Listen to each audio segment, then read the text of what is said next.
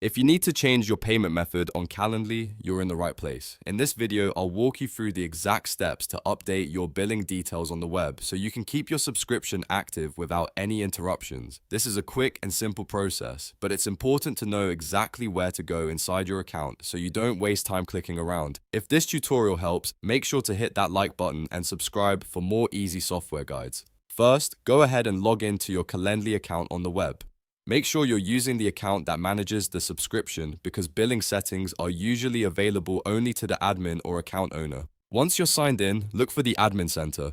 This is where Calendly keeps your account management tools, including billing and plan settings. Inside the Admin Center, open the billing page. On the billing screen, you should see the billing information section. This is the area where Calendly stores your current payment method and subscription details. If you have an active plan, you'll usually see an option or button that lets you edit your payment details. Now click that edit option. Calendly will bring up your current card information so you can make changes. At this point, type in your new card number, expiration date, and security code.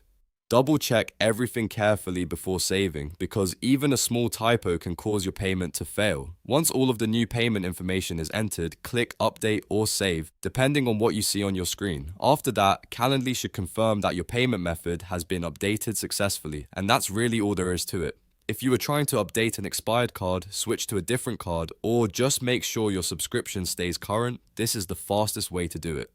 You do not need any complicated workarounds, just head to the Admin Center, open billing, update your card, and save the changes. Thanks for watching. If this video helped you out, please give it a like, subscribe to the channel, and turn on notifications so you don't miss the next tutorial. I'll see you in the next one.